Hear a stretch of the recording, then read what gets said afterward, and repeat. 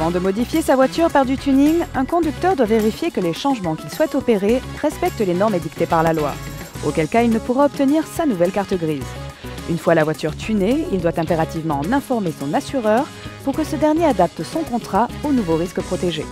Choisir de personnaliser ou de customiser sa voiture avec du tuning peut considérablement changer les termes d'un contrat d'assurance. Attention, avant toute modification, il est important de se tenir informé de la loi qui édicte des normes et restrictions très précises pour pouvoir circuler sur la route en toute légalité. Ainsi, les vitres avant latérales et le pare-brise ne doivent aucunement se retrouver teintés.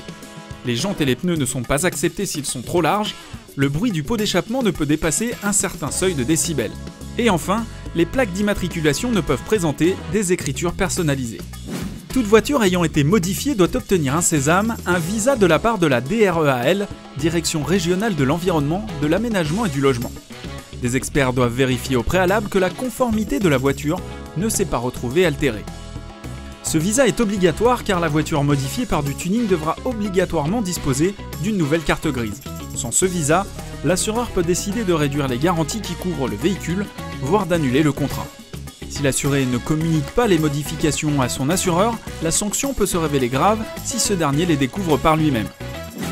La voiture modifiée peut changer le risque couvert, l'assureur a donc besoin de réévaluer les garanties et les cotisations du contrat. Notamment si le moteur de la voiture a été boosté ou si des ajouts esthétiques rendent la tôle fragile.